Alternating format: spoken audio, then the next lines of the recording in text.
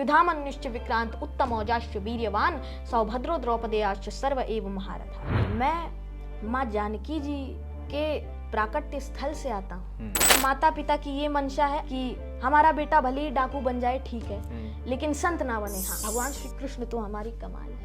कमल नयन है मेरे प्रभु राम, सीता राम सीता राम। सनातन का अर्थ है कि जिसका ना आदि है और ना अंत है। धर्म से ही नेम हो व धर्म से ही प्रेम हो, धर्म ही आराधना व धर्म ही है साधना। अपने धर्म में मरना कल्याणकारी है, लेकिन दूसरे के धर्म में भयावह है। यदि पुत्र बनो तो राघव सा माता के एक इशारे पे चल पड़े बिना कुछ प्रश्न किए, खुश होकर राह किनारे पे। ये सब मत करो, ये धर्म वर्म कुछ नहीं होता, भगवान कुछ नहीं होते। लोग विदेशी संस्कृति अपना रहे हैं और विदेशी हमारी संस्कृति अपना रहे हैं। हम हो अवध की प्रजा, राज्य हो रघुवीर का, हर जन्म में मिले वास सरजू तीर का। हम हो अवध की प्रजा, राज्य हो रघुवीर का। दर्शन दियो मां दुर्गे, दर्शन दियो मां दुर्गे। कि लोग समझते हैं कि जो धर्म के रास्ते पर चल रहा है वो अनपढ़ है। तो भरताग्रज ने भरत लाल से यह जो बात कही है, अखियों से भरत के प्रेम के अश्रुबिंदु की धार वही है। नमस्ते, आप देख रहे हैं एबीसी भारत और आज हमारे साथ हैं बाल व्यास वेदांत। 10 साल की उम्र और 500 से ज़्यादा कविताएं लिख चुके हैं। पूरा सुंदरकांड इनकी मुँह ज़बानी है और जिस उम्र में माँ बाप कहते हैं कि बच्चे ने होश नहीं संभाला अभी, उस उम्र में इन्हें राम कथा सुनानी है। बहुत बहुत स्वागत है महाराज जी। तो ये बताइए, यात्रा कहाँ से शुरू हुई, प्रेरणा कहाँ से मिली? भगवत कार्य में ऐसा मेरा मन लगा कि मुझे पता ही नहीं चला कि कब से मेरा ये भगवत कार्य शुरू हुआ। और कब से, जैसे मैं आपसे पूछूं कि आप पत्रकार कब से बने, कैसे आपके मन में ये विचार आया, तो ये सब प्रारब्ध में लिखा हुआ है। अच्छा। तो जो विधाता ने लिखा है उसको कोई नहीं काट सकता। और क्योंकि यह भाग्य का विषय है या भगवान की कृपा का विषय है, क्योंकि रसखान जी का एक छंद है, काग को भाग बड़े बड़े नीक, हरि हाथ सो ले गयो माखन रोटी। भरत जी के भी भाग्य थे जो उनको प्रभु श्री रामचंद्र जी महाराज के चरणों की पादुका अपने सिर पर रखने का, शिरोधार्य करने का अवसर मिला। ये उनके भाग्य थे। और विभीषण जी के भी भाग्य थे।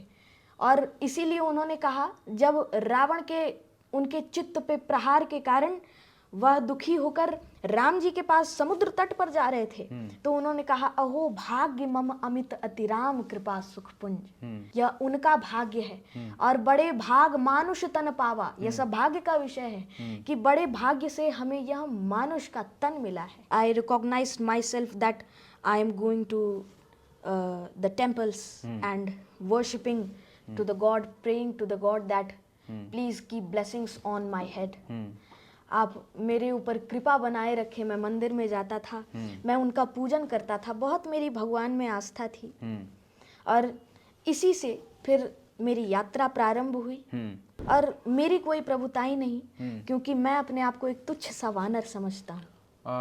एक शुरुआत में जैसे मैंने बोला कि सुंदरकांड आपको पूरा याद है, मुझे बताया गया, तो मैं ये जानना चाहता हूँ कि सुंदरकांड का महत्व जो है बहुत अधिक माना जाता है कि कोई अगर ज़िंदगी में किसी भी तरह का किसी के परेशानी चल रही, कुछ भी समस्याएं हैं, तो उन सब दुखों का विनाश करने वाला जो है, संकटों को हर लेने वाला सुंदरकांड माना जाता है। क्यों है ऐसा, मतलब क्या विशेष है उसमें? सुंदरकांड में, जैसा आपने प्रश्न किया कि सुंदरकांड में क्या विशेष है, तो सुंदरकांड में साफ साफ ये झलकता है कि सुंदरकांड हनुमान जी के बारे में है। तो उसमें सबसे ज्यादा विशेष है हनुमान जी के गुण, हनुमान जी का बल, जो उस कांड को इतना बलशाली बना देता है कि आज वो इस नाम से सिद्ध हो गया कि जो इस सुंदरकांड का पाठ करता है वो किसी दुख से नहीं जूझता, उसके सारे रोग नष्ट हो जाते हैं, सारे कष्ट नष्ट हो जाते हैं और उसको भगवान की अचल भक्ति प्राप्त होती है।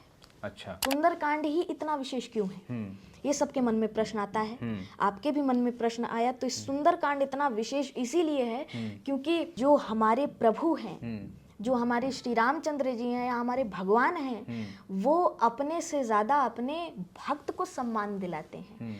इसीलिए उनके राघव जी के भक्त कौन? श्री हनुमान जी। इसीलिए हनुमान जी को ज़्यादा सम्मान दिलाते हैं और इसीलिए हनुमान जी विशेष हैं। अच्छा, अपनी शिक्षा के बारे में बताइए थोड़ा सा कि क्या अब तक क्या सीखा, क्या पढ़ा है स्कूल से लेकर और बाकी चीज़ों में जो पढ़ाई की आपने, जो अध्ययन कर रहे हैं आप, उसके बारे में बताइए। अध्ययन तो जारी है और साथ साथ में स्कूली पढ़ाई भी जारी है, क्योंकि अगर भगवान की भक्ति में लग जाए तो एक भी कार्य ऐसा नहीं बचता जो मुश्किल हो, क्योंकि सब आसान हो जाते हैं एक बार भगवान की कृपा हो जाने से। और आप विश्वास नहीं करेंगे कि स्कूली पढ़ाई में भगवान की यही कृपा है कि मेरी सबसे अच्छी जो रैंक है वो इंग्लिश में ही आती है। अरे वाह, क्या बात। और क्योंकि सब समझते हैं कि संत जो होते हैं, जो कथावाचक होते हैं, वो पढ़े लिखे नहीं होते। हाँ, ऐसा परसेप्शन है, मतलब रहा है बहुत लंबे तो टाइम से। मैं उनको ये बताना चाहता हूँ that we have to be together and no person can ever say that saints are not educated. और मैं यह सिद्ध करना चाहता हूँ, ये सिद्ध करना चाहता हूँ कि देखिए हमारे जो संत हैं वो हमारे धर्म को आगे बढ़ा रहे हैं, इससे बड़ी बात और क्या हो सकती है। धर्म को बढ़ाने के साथ साथ समाज को भी एक रास्ता दिखा रहे हैं कि मतलब जो स्कूली शिक्षा है, जो एजुकेशन सिस्टम अलग, उसको भी फॉलो करके उस चीज़ को, ऐसा नहीं है कि हाँ एक ही चीज़ को आप संस्कृत में कोई कनेक्ट नहीं कर पा रहा है तो आप उसको अगर इंग्लिश में समझाना पड़ता है, कई बार ऐसा होता है, तो लैंग्वेज बैरियर ना आए, कोई इस तरह की चीज़ें ना हो, उसको फॉलो कर रहे हैं, उसको लेके भी आगे बढ़ रहे हैं। अच्छी बात है ये। आप अपनी दिनचर्या बताइए, क्या रहता है? आप व्यासपीठ पे जा रहे हैं, ठीक है, पूजा पाठ कर रहे हैं, तो सुबह 4 बजे उठते हैं, 3 बजे उठते हैं, क्या करते हैं? ये सारा मतलब किसी के आदमी के पहले आदमी के दिमाग में यही चीज़ आएगी, तो उस तरह से थोड़ा कुछ टाइम लाइन करके अगर बता सकें तो। जैसे स्नान आदि पूजा पाठ से निर्वृत्त हो गए, हाँ, और उसके कितने बाद बजे उठते, कितने बजे हैं सुबह? उठता मैं हूँ 4 बजे। 4 बजे उठ जाते हैं? जी। और मेरा यह नियम है कि रात्रि को जितने बजे भी हम विश्राम करें, लेकिन हमें सुबह 4 बजे उठ जाए। अच्छा। क्योंकि यह बेला जो होती है ये देवताओं की होती है, और देवताओं की यह बेला होती है, देवता इसी समय में स्नान करते हैं। अच्छा। और हमें भी यही पद्धति अपनानी चाहिए। जैसे हमारे कुछ अभी युवा पीढ़ी हैं, जैसे कुछ बालक हैं, बच्चे हैं, तो मैं उनको यह कहना चाहूँगा कि आप जैसे उठें तो 4 बजे अगर संभव ना हो तो कम से कम 5 से 6 बजे उठें। और अर्ली मॉर्निंग मतलब कोशिश करें। क्या लाभ है मतलब उससे? आप एक तो आपने बताया कि देवता स्नान करते हैं और कुछ कनेक्शन हो सकते हैं, क्या लाभ क्या है, कुछ अगर बता पाएँ थोड़ा और डिटेलिंग में तो। उससे लाभ है, जैसे हमारे चेहरे पर तेज आता है, पहली बात। अच्छा। क्योंकि जैसे हम सुबह उठते हैं तो सूर्य नमस्कार जैसे एक्सरसाइजेस होती हैं, वैसे सूर्य नमस्कार हम करते हैं सुबह। और उसके बाद जैसे हम सूर्य भगवान का स्वागत करते हैं, तो सूर्य भगवान कहा जाता है कि 7 घोड़ों पर भव्य तरीके से आते हैं, तो हम उनका स्वागत करते हैं। आदित्य हृदय स्तोत्र वो सबको पढ़ना चाहिए, मैं यही रिकमेंड करूंगा। आदित्य हृदय स्तोत्र पढ़कर भगवान श्री सूर्य का आवाहन करते हैं, उनका स्वागत करते हैं, और जब वो आते हैं उनके उदय से पहले उठना, इसका अर्थ है कि हमारे भाग्य का उदय। अच्छा, यही इसका कारण है। लेकिन आजकल तो मतलब सबसे बड़ी प्रॉब्लम है कि शहरों में, गांव में होता है कि लोग जल्दी उठ जाते हैं, शहर में तो बहुत मुश्किल है, उनके लिए कैसे मैनेज करें लोग? यह दुर्भाग्य है आज का। दुर्भाग्य है आज का। अच्छा, धर्म क्या है आपके लिए? पहले तो धर्म को समझना पड़ेगा, क्योंकि धर्म जो है वो मात्र एक धर्म है, और वो है सनातन। सनातन का अर्थ है कि जिसका ना आदि है और ना अंत है। भगवान कृष्ण को भी सनातन कहा जाता है। उन्होंने स्वयं गीता में कहा है कि श्रेयान स्वधर्मो विगुणः पर धर्मात् स्वनुष्ठितात्, और अपने धर्म में मरना कल्याणकारी है, पर वही दूसरे के धर्म में मरना भयावह है। अपने धर्म में श्रेय माना जाता है लेकिन दूसरे के धर्म में भयावह है। और धर्म क्या है, धर्म की परिभाषा को पहले जानना पड़ेगा कि अधर्म एक प्रपंच है, अधर्म एक प्रपंच है, अधर्म का ही अंत है, अधर्म का दिगंत है। धर्म से ही नेम हो व धर्म से ही प्रेम हो, धर्म ही आराधना व धर्म ही है साधना, धर्म ही वो ताप है व धर्म ही प्रताप है, धर्म ही प्रवाह है व धर्म ही की राह। धर्म वर्ष मास है ये रग रग की श्वास है, व धर्म ही अभिमान है, व धर्म ही भगवान है, व धर्म ओमकार है, व धर्म ही उपचार है, ये गीता का सार है, ये सत्यता का द्वार है, व धर्म ही विन्यास है, व धर्म ही संन्यास है, व धर्म ही वो नीति है, व धर्म ही वो रीति है, व धर्म ही वो दम्भ है, व धर्म ही परब्रह्म है, व धर्म ही सिद्धांत है, व धर्म ही वेदांत है, धर्म मार्तंड है, व धर्म ये प्रचंड है, व धर्म ही वो ज्ञान है, व धर्म ही विज्ञान है, योगियों का ध्यान है, वीर की ये म्यान है, व धर्म मार्तंड है, धर्म ये प्रचंड है, धर्म यह अभेद है, व धर्म स्वयं वेद है, धर्म ही सिद्धांत है, व धर्म ही वेदांत है, धर्म मेरी मात है, व धर्म मेरे तात हैं, धर्म निशा प्रात है, ये धर्म ही की बात है। क्या बात है, बहुत शानदार। मतलब धर्म की परिभाषा नहीं, पूरा मतलब ग्रंथ हो गया है तो पूरा धर्म के ऊपर। एक चीज़ ये बताओ मुझे, आपने कहा कि अभी उसमें गीता का सार, गीता को लेकर बहुत सारी डिबेट चलती कि बच्चों को पढ़ानी चाहिए गीता, स्कूलों में गीता होनी चाहिए, पाठ्यक्रमों में शामिल किया जाना चाहिए। इसके बारे में क्या चेंज हो सकता है, गीता को पढ़ने से क्या बदलाव हो सकता है?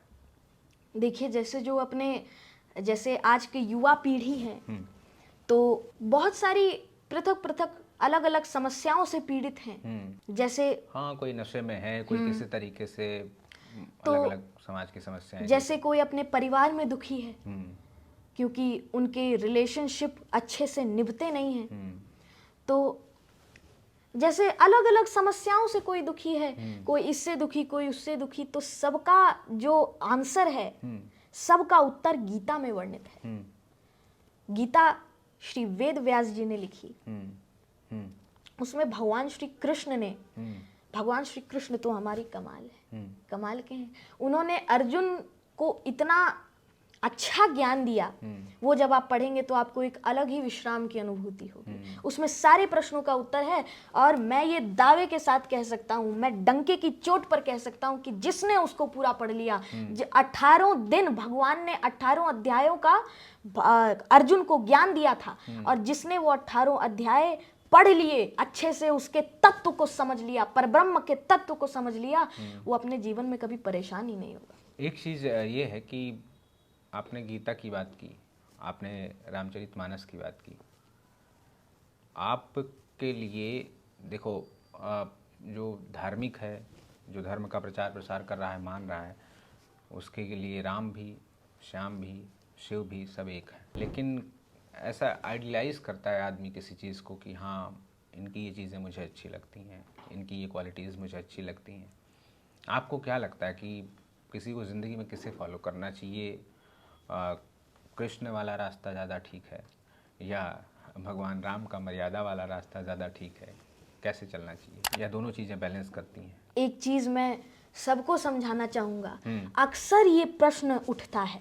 पहले तो एक बात समझनी पड़ेगी कि भगवान अलग अलग नहीं है, वो एक ही शक्ति है और जाना एक ही के पास है। तो हम कृष्ण जी को फॉलो करें, हम राम जी को फॉलो करें, शिव जी को फॉलो करें? ये बहुत कंफ्यूजन रहता है लोगों के लिए। मैंने लोगों के मन का सवाल किया, क्योंकि उनके मन में ये बैठा हुआ है कि राम जी अलग हैं, कृष्ण जी अलग हैं, शिव जी अलग हैं, पार्वती माता, सीता माता और राधा जी अलग हैं, सब अलग अलग हैं। तो सब अलग अलग नहीं है, सब अलग अलग रूपों में बट चुके हैं, सब एक ही शक्ति पुंज है। और हमारे ऊपर ये निर्भर करता है, इट डिपेंड ऑन अस, कि हम यहाँ जाते हैं कि यहाँ जाते हैं। जाना एक ही जगह है, बस हमारी आस्था किधर इधर है।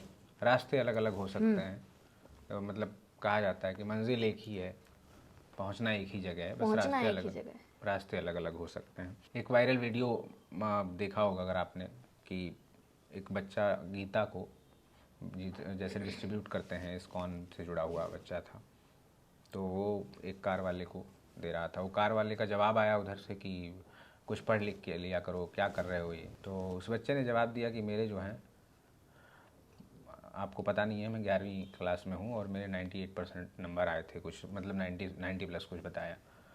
तो वो फिर उसे रियलाइज़ हुआ कि क्या मैंने बोल दिया या किस तरह से, वो निकल गया वहाँ से। लेकिन इस तरह की जो थिंकिंग है धर्म को लेके, या आप अगर कुछ ऐसा करना चाहते हैं तो पहला तो आदमी के लोग सोचते हैं कि ये पाखंड होगा या इस तरह की चीज़ें, बहुत सारा तरह तरह के आरोप लगते हैं। और एक अलग तरीके से देखा जाता है कि ये एक मेन स्ट्रीम से कटा हुआ आदमी है, कुछ अलग करना चाह रहा है, क्या है, क्यों ऐसा है, और ऐसे लोगों के लिए क्या कहोगे? पहली बात तो मैंने जैसे आपको कहा कि लोग समझते हैं कि जो धर्म के रास्ते पर चल रहा है वो अनपढ़ है, इसीलिए उसने कहा। मैंने वैसे मुझे इसके बारे में कोई जानकारी नहीं है, लेकिन जैसा आपने बताया, जैसा उसने कहा कि पढ़ो लिखो जाकर, तो ये जो जो जो बालक धर्म पर चल रहा होता है उसके लिए ये वर्ड कॉमन है, ये यूज होना ही होना है, और ये गलत है। माता पिता आज के यही प्रॉब्लम है कि धर्म की शिक्षा नहीं देते। हमारा धर्म जो है वो पीछे हटता जा रहा है, लोगों की मंशा बदलती जा रही है, लोग क्या से क्या करते जा रहे हैं। तो इसी बात को लेकर थोड़ा सा हमें विचार करने की आवश्यकता है। शायद किसी भी रिश्ते में सम्मान नहीं रहा है, मतलब माँ बाप का बच्चे सम्मान नहीं करते हैं, और बात बात पे माता पिता को बेटा आंख दिखाएगा, हंस चुकेगा दाना दुन का कौवा मोती खाएगा। शिव पुराण में स्वयं वर्णन है कि कलयुग में लोग ऐसे होंगे कि बाहरी वेश से इतने सुंदर बन के रहेंगे कि लेकिन अंदर कपट भरा रहेगा। तो कलयुग ऐसा ही होगा, कलयुग की यह रीति है। तो भगवान ने तो स्वयं वर्णन किया, तब क्या कह सकते हैं। आपने एक परिवार की बात की और कहा जैसे कि भगवान राम के वहाँ का जिक्र आया, पतिव्रता सीता माता का, वहीं आता है जिक्र लक्ष्मण उनके साथ चले पूरी यात्रा में। लेकिन जो बात होती है तो कहा जाता है कि भरत जैसा भाई नहीं। क्यों? क्योंकि भरत ही एकमात्र थे, हाँ, जिन्होंने अपने भाई को, उन्होंने अपना राजपाट त्याग कर रख दिया। उन्होंने अपना राजपाट त्याग कर रख दिया और कहा कि पहले मेरे बड़े भैया राज्य सिंहासन पर बैठेंगे तब मैं बैठूंगा।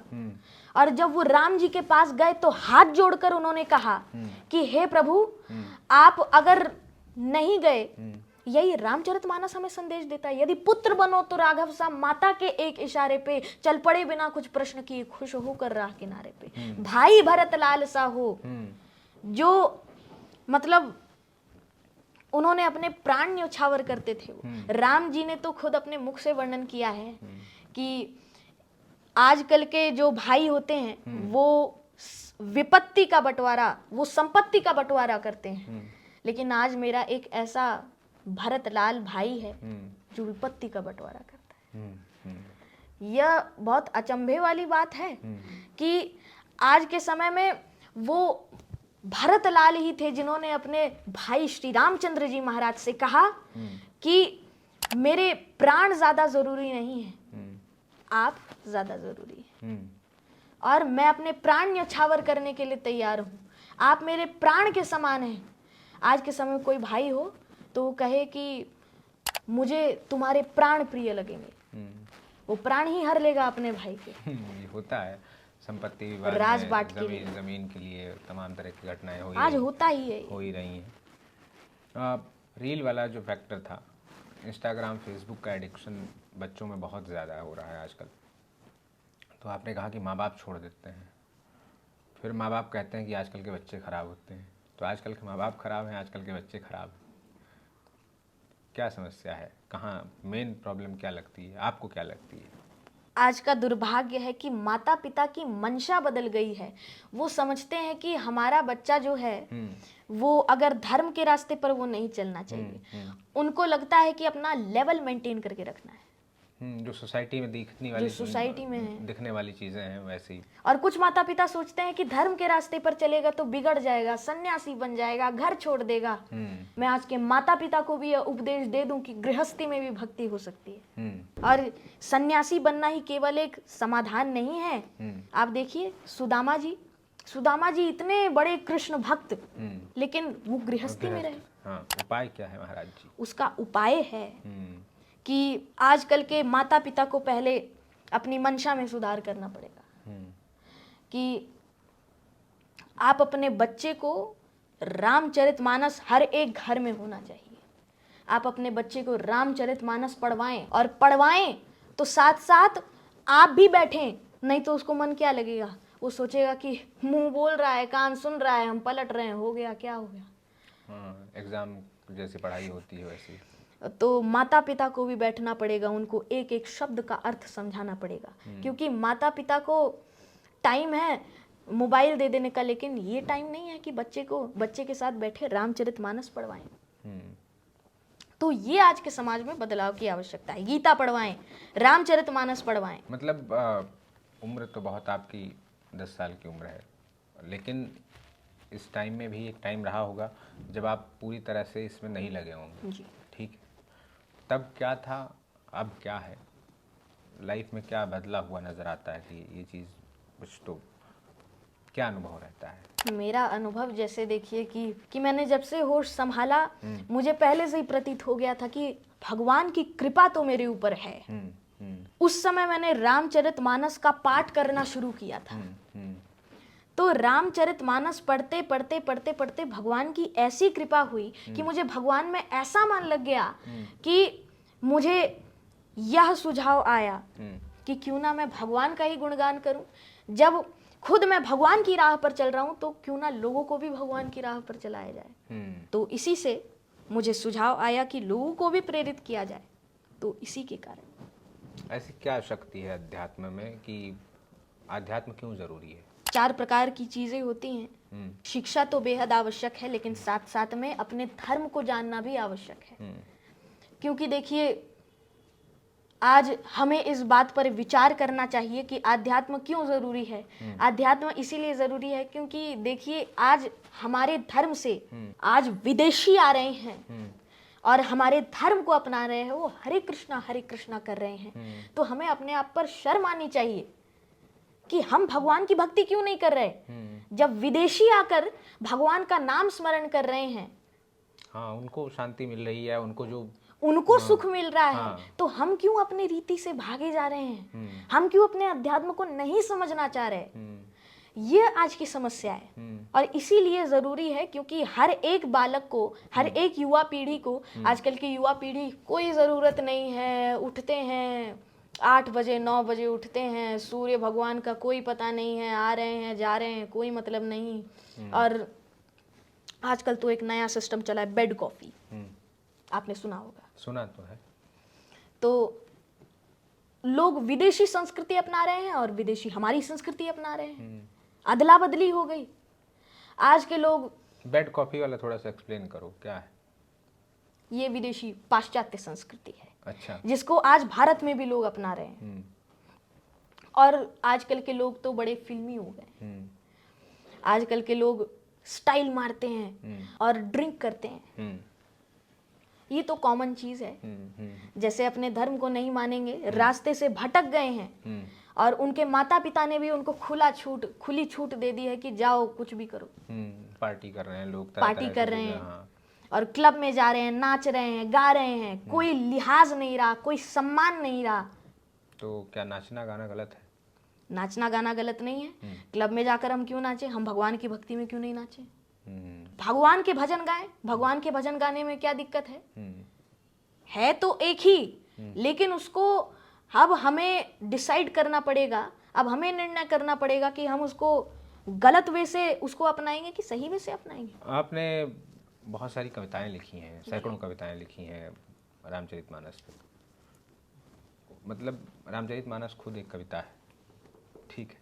उस कविता के ऊपर कविताएं, क्या लिखा है आपने? कुछ सुनाइए और कुछ मतलब उसके बारे में बताइए कि उसमें क्या लिखा है आपने, क्या अलग लिखा है उससे अलग। जैसे मैं आपको बताऊं, मेरा एक बड़ा ही प्रिय प्रसंग है जिसको मैं अक्सर सुनाता हूं, कि जब भरत जी जा रहे होते हैं अपने समाज सहित श्री रामचंद्र जी के पास, तो सारा समाज उनसे विनती कर रहा होता है राम जी से, हे राम जी, अयोध्या लौट जाइए। ऐसा लगता है कि अयोध्या का सूर्य, उस सूर्य कुल का सूर्य अब अस्त हो गया है। अयोध्या सूनी सूनी लगती है। हम हो अवध की प्रजा, राज्य हो रघुवीर का। हर जन्म में मिले वास सरजू तीर का, हम हो अवध की प्रजा, राज्य हो रघुवीर का। क्या बात। तो श्री भरत जी कहते हैं, जब पादुका लेकर जा रहे होते हैं तो कहते हैं, प्रभु मंजूर है कि मैं आपका जीवन भर के लिए मुख ना देखूं, लेकिन तब तक चैन नहीं लूंगा जब तक आपको राज सिंहासन पर ना बैठा दूं। ये भाई के भाव है। जैसा आपने बताया कि भरत ही विशेष क्यों है, तो इसीलिए भरत विशेष है। और जब जा रहे होते हैं तो देखिए कितना सुंदर उपदेश देते हैं, संदेश देते हैं। कहते हैं कि हे प्रभु, हे स्वामी, हे जगन्नाथ, आप कृपया आप अपने हृदय में मेरे लिए कुछ जगह बचाए रखिएगा, इस तुच्छदास के लिए, इस भाई के लिए। तो श्री रामचंद्र जी करुणामय कोमल वाणी से कहते हैं कि हे भरत, संपूर्ण हृदय ही तुम्हारा है, क्यों चिंता करते हो। तो भरत जी यह सुनकर, अच्छा, राम रक्षा स्तोत्र में श्री रामचंद्र जी महाराज को भरताग्रज, अग्रज यानी बड़ा भाई, अनुज यानी छोटा भाई, अग्रज मतलब भरत के बड़े भाई श्री रामचंद्र जी को भरताग्रज कहकर संबोधित किया गया है। श्री राम राम रणकरकश राम राम, श्री राम राम शरणम भव राम राम, श्री राम राम भरताग्रज राम राम। मतलब भरत से उनकी पहचान बताई गई है। माता रामो मत पिता रामचंद्र, स्वामी रामो मत सखा रामचंद्र, सर्वस्वम में रामचंद्रो दयाल हूँ, नान्यम जाने नहीं बजाने न जाने। राम ही मेरी माता है, राम ही मेरे पिता हैं, राम ही मेरे बंधु हैं, राम ही मेरे सखा हैं, और उनके सिवा मैं इस जगत में, इस भौतिक सांसारिक जीवन में और किसी को नहीं जानता, क्योंकि वो ही सत्य हैं, वो ही सत्य माता पिता हैं, और दूसरा कोई नहीं है। और हमें आज के समाज में, आज की युवा पीढ़ी को ये इसी ब्रह्म तत्व के बारे में जानने की आवश्यकता है।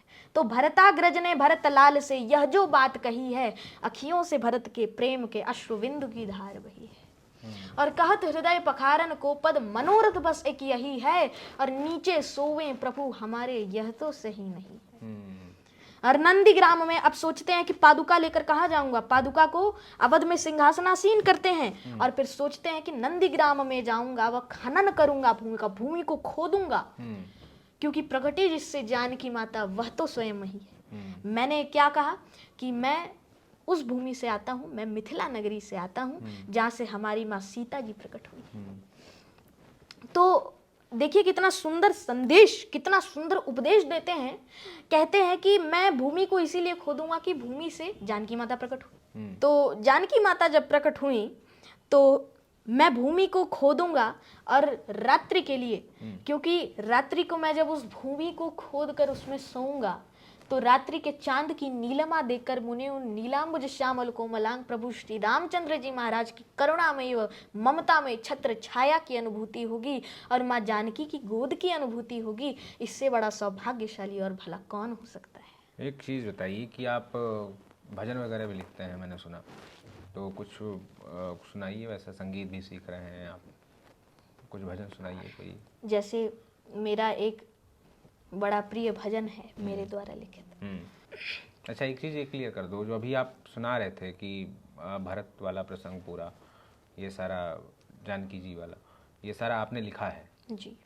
रघुपति राघव राजा राम, जपूं मैं सर्वदा श्री राम जी का नाम। कमल नयन है मेरे प्रभु राम, सीता राम सीता राम, तुम ही मेरे प्रीतम दया के धाम। सीता राम तुम बिन जीवन नहीं भगवान, जपूं मैं सर्वदा श्री राम जी का नाम।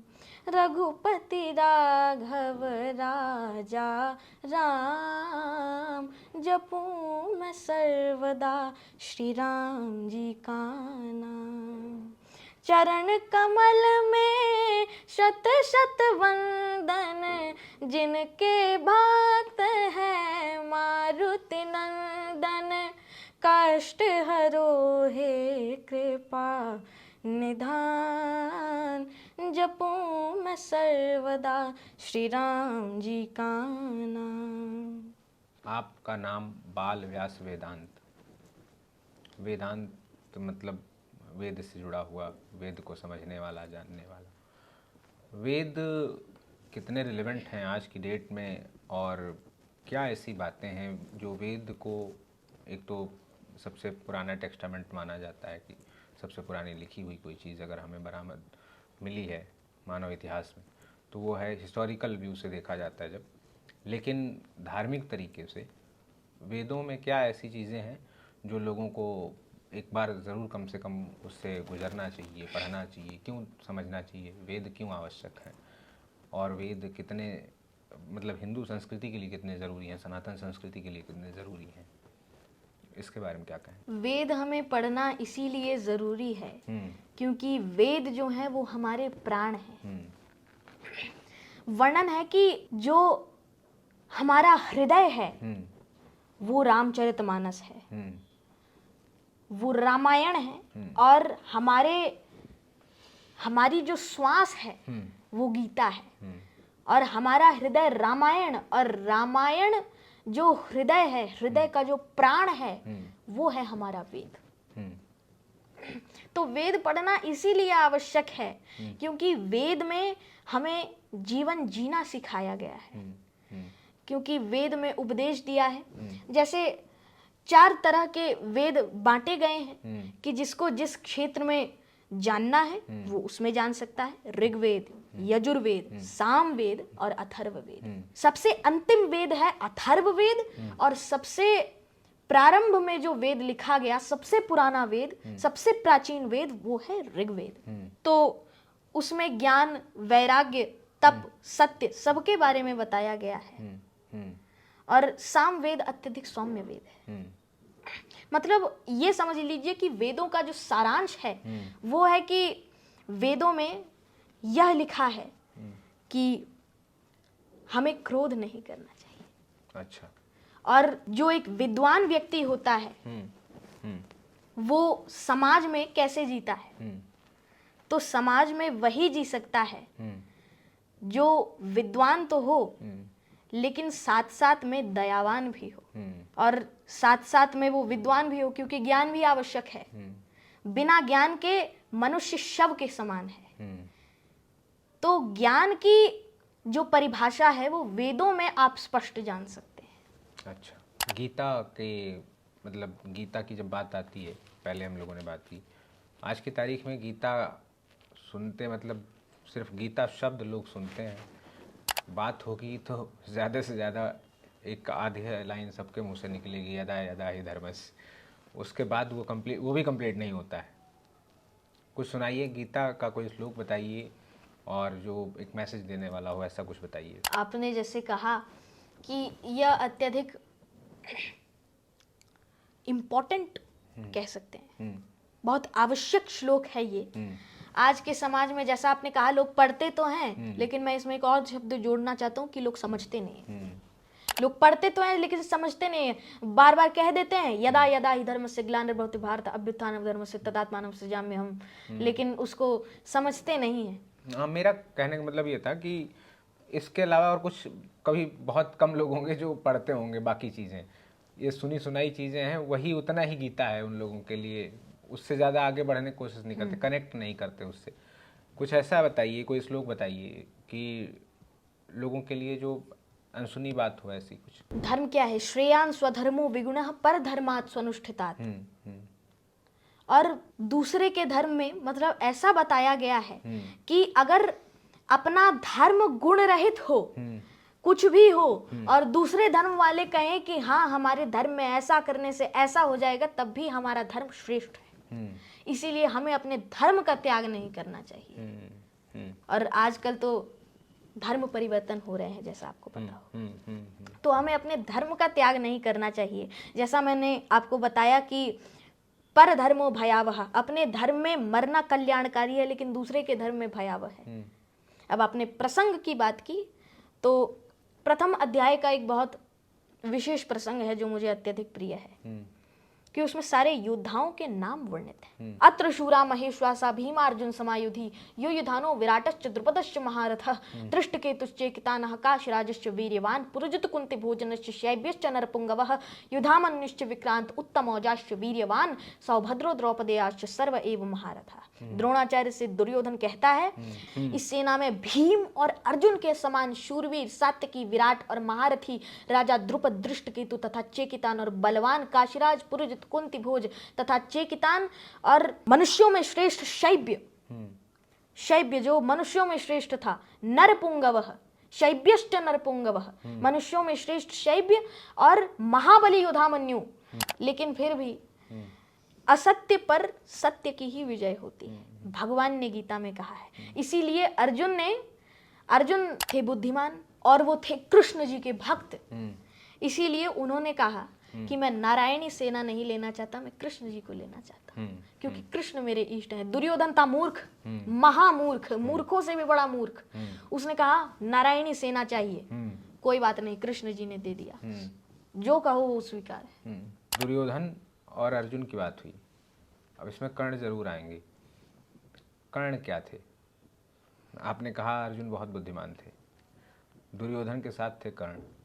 कर्ण क्या थे? कर्ण थे बहुत अच्छे, लेकिन उन्होंने मित्रता के कारण वो बह गए। मित्रता के कारण उन्होंने दुर्योधन से मित्रता की थी। वो सोचते थे कि मेरा मित्र बहुत अच्छा है, नहीं वो जो बोलेगा वही सही है, और दोनों डूबे अंत में। मित्रता भी तो धर्म है, लेकिन मित्रता भी धर्म इसीलिए कहलाता है क्योंकि सच्चा मित्र एक वही है जो अपने मित्र को सही राह पर चलना सिखाए। वो एक सच्चा मित्र है जो अपने मित्र को गलत राह से बचाए। जैसे माता पिता को गाड़ी आ रही है, माता पिता अपने बच्चे को साइड कर लेते हैं, वैसे एक मित्र का भाई भाई का रिश्ता, मित्र मित्र का रिश्ता, कि अगर सामने से बुरी चीज है तो उससे अपने मित्र को हटाएं, उसको समझाएं कि ये गलत है। लेकिन आजकल के स्कूलों में देखिए, आजकल के युवा पीढ़ी को देखिए, मित्र मित्र को सलाह दे रहा है, अरे भाई एक बार सिगरेट ट्राई कर ले, कुछ नहीं होता। ये आज की समस्या है। तो मित्र की परिभाषा आज लोगों को नहीं पता। वो थे बहुत अच्छे कर्ण, लेकिन गलत संगत में पड़ गए क्या? गलत संगत में पड़ गए। संगत से ही गुण होता है, संगत से ही गुण जात। जैसा पानी तो साफ होता है, अब पानी में लोग कचरा डाल दे तो अब क्या कर सकते हैं? प्रारब्ध में लिखा हो। अब पानी में अगर रंग मिला दें तो पानी वैसा ही हो जाता है, रंगीन हो जाएगा, खूबसूरत लगेगा। वैसे ही सनातन संस्कृति अलग क्यों है? क्योंकि सनातन संस्कृति में जीने का ढंग बताया गया है, सब धर्मों से अलग है। क्योंकि सनातन संस्कृति में एक नारी का सम्मान है। सनातन संस्कृति में यह बताया गया, सनातन संस्कृति इतनी महान है कि सनातन संस्कृति जिसकी भूमि भारत है, उस भारत से हमारे स्वयं भगवान प्रकट हुए हैं। और जिन भगवान के श्रीमुख से ये निकला हो कि परम धर्म सनातन है, वो सनातन कैसे महान नहीं हो सकता। आप कुछ चलते चलते आखिर में मैं चाहूँगा कुछ भजन या कोई श्लोक जो आप सुनाना चाहें, कुछ और, या कोई मैसेज देना चाहें। श्री रामचरितमानस का सारांश बताना चाहूंगा कि सब राम भरोसे, जो श्री रघुनाथ जी चाहें। जैसे मैंने भाग्य की बात की थी, तो जो हमारे भाग्य में लिखा है वही होगा, और जो श्री रघुनाथ जी चाहें वो होगा। भाग्य की बात की तो एक सवाल और मेरा, कि भाग्य या कर्म, दोनों में से क्या बड़ी चीज क्या है? भाग्य ज्यादा प्रभावी होता है या कर्म प्रभावी है? देखिए, कर्म से ही भाग्य बनता है। दोनों का एक ही अर्थ है, क्योंकि कर्म अगर आप करेंगे तभी आपका भाग्य बनेगा, तभी आपका भाग्य संवरेगा। नहीं तो अगर आप, जैसे आजकल के युवा पीढ़ी, उनका भाग्य क्यों नहीं बन रहा? वो अपने जीवन को बर्बाद कर देते हैं मोह माया में। इसीलिए कर्म से ही भाग्य बनता है। क्योंकि मैं आपको बता दूं, आपको बहुत हर्ष होगा, मेरी सबसे पहली कविता कर्म पर ही आधारित थी, कि कर्म जो है वो क्या है। राह में बहुत सी मुश्किलें आएंगी जो तुम्हें अपने मार्ग से भटकाएंगी, पर तुम्हें डटे रहना है, सही राह पर चलते रहना है। फिर ना किसी का डर होगा, वो आज नहीं तो कल होगा। कठिन रास्ता आएगा, तुम्हें बहुत सताएगा, फिर वह दिन भी आएगा जो तुम्हें बताएगा कि आज तुमने कर दिखाया, कठिन समय में लड़ दिखाया, और अंत में हाथ में विजय का ध्वज होगा। वो आज नहीं तो कल होगा। बस कर्म करो तुम, बस अपना, और फल की चिंता मत करो। आखिर में कुछ एक आध भजन वगैरह सुनाना चाहें अगर, तो जो आपका मतलब प्रिय हो, आप लगभग मतलब जो कथाओं में आप सुनाते हो, ऐसा कुछ। जैसे राग दुर्गा पर आधारित एक भजन मेरा अत्यधिक प्रिय है, जो मैं अक्सर गुनगुनाता हूँ।